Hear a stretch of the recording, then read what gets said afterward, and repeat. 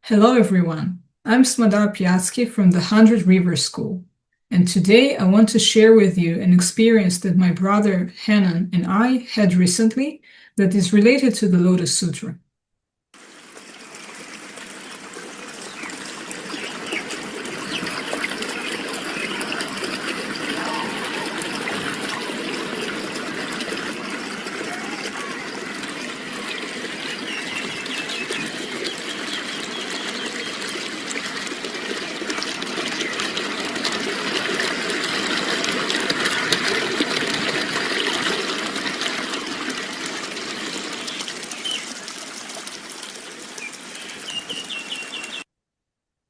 As you could see, most of the lotus flowers in this lotus pond are white with a shade of light purple. However, there are two lotuses that are different, two special lotuses. The first one was pink and the second one was yellow. Let's look at them once again closely. Here's the yellow lotus that we've seen second, and here is the pink lotus. Here's another picture of the pink lotus. And that's a picture where we can see that these two lotuses are in front of each other at the opposite ends of the pond. Here's the pink lotus and that's the yellow one. And so it looks like they're having a dialogue, a conversation between them. How is this related to the Lotus Sutra? First of all, the Lotus Sutra is based on the image of the lotus flower, and the full name of the Lotus Sutra is the Sutra of the White Lotus of the True Teaching. In this way, the white lotus symbolizes the true teaching, which is the Dharma. Moreover, what we saw in this pond reminded us of a specific episode from the Lotus Sutra, which I'm going to retell now. In one of the chapters of the Lotus Sutra, the Bodhisattva Manjushri descends to the ocean to preach the teaching there. After having preached the teaching, he flies to the Vulture Peak. The Vulture Peak is the place where most of the events of the Lotus Sutra happen. And there the Buddha resides with his students, with his disciples. In the Vulture Peak, one of the bodhisattvas present there asks Manjushri if he managed to inspire other beings to enter the path.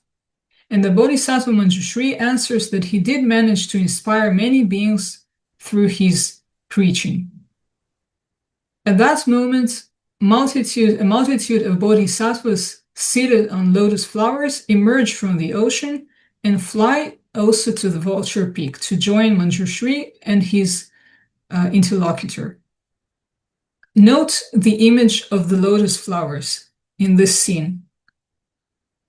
The bodhisattvas emerge from under the water, seated on lotus flowers, and fly to the Vulture's Peak.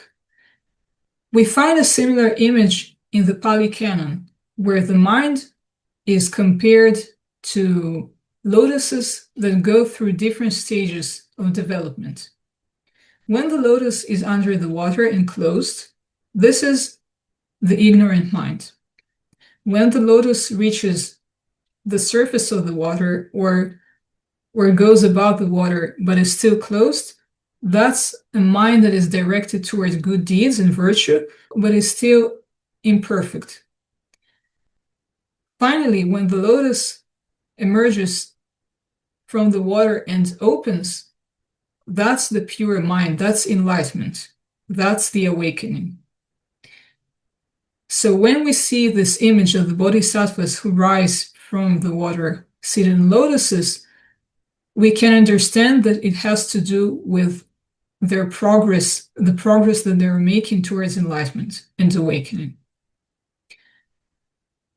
After the bodhisattvas arrive, the bodhisattva who talks to Manjushri asks him if there is anyone among these bodhisattvas who is able to reach complete and final enlightenment.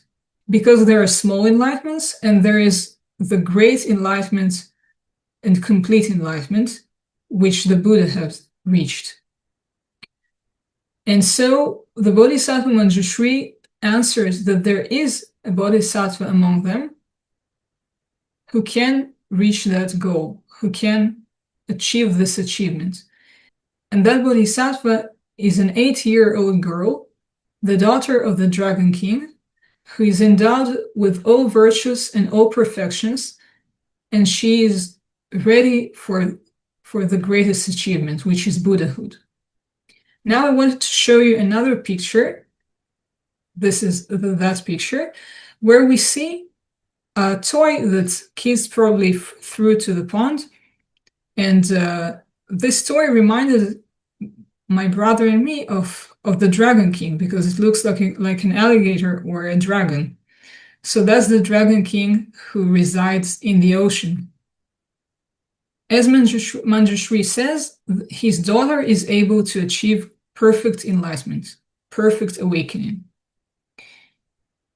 When the Bodhisattva who talks to Manjushri hears that, he is very surprised and he doubts that this is the case, because he says that the Buddha has practiced for many, many eons, for many, many lifespans to reach this attainment, and he worked hard. He was trained as an ascetic, performed austerities, and only then he achieved his achievements. So it is implausible to assume that an 8-year-old girl will achieve the same thing. At that moment, the dragon girl appears. The dragon girl addresses this bodhisattva with a poem in which she praises the 32 signs of the body of the enlightened ones. And when she praises this body, she praises enlightenment itself. And so she gives the bodhisattva an indirect answer.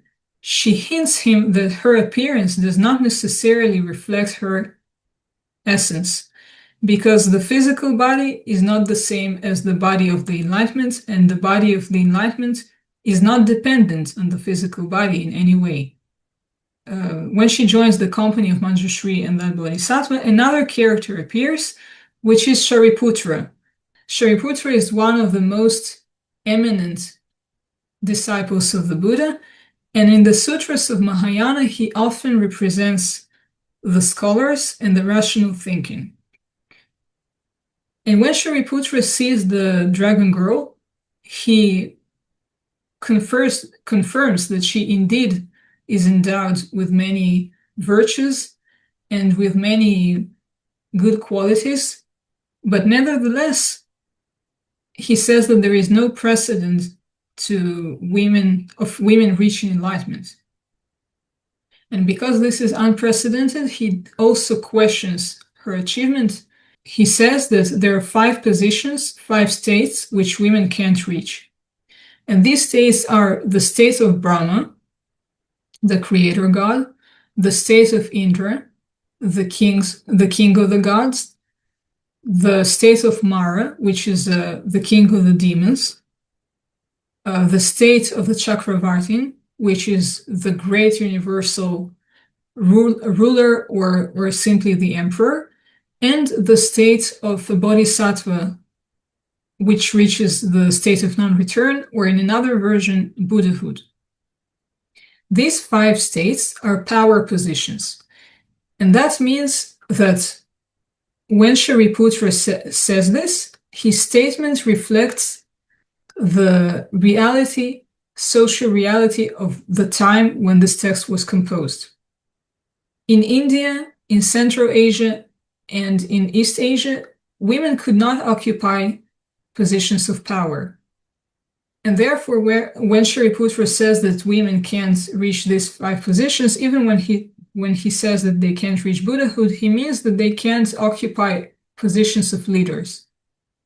In response to the claims of the first Bodhisattva and Shariputra, the dragon girl shows them a precious gem, a precious stone, which is very valuable, and its value is like the value of the whole existence, the whole cosmos, and instantly gives it to the Buddha, who sits at a very long distance from her.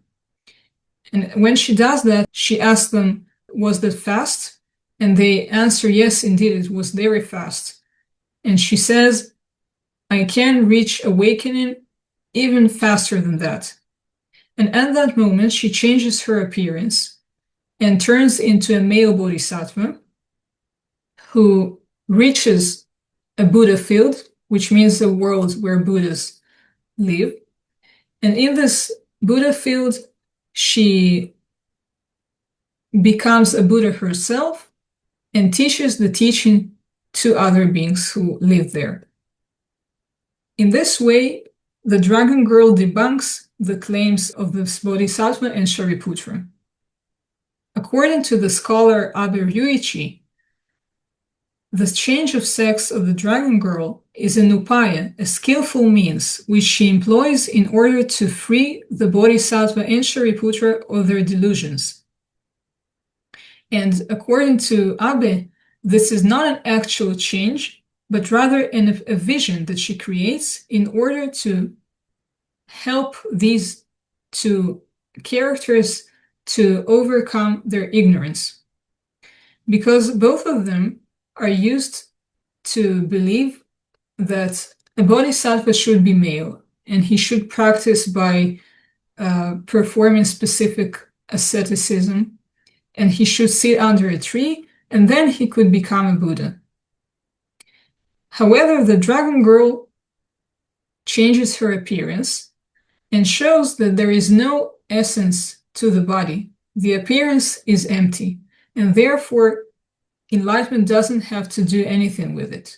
Enlightenment is not dependent on appearance in any way. And different physical factors like sex and age have nothing to do with it. As I mentioned earlier, Shariputra represents here the scholars and the rational thinking.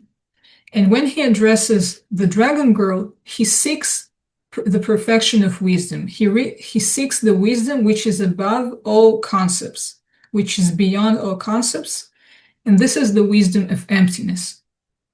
And the dragon girl is the embodiment of this wisdom. She is the perfection of wisdom herself.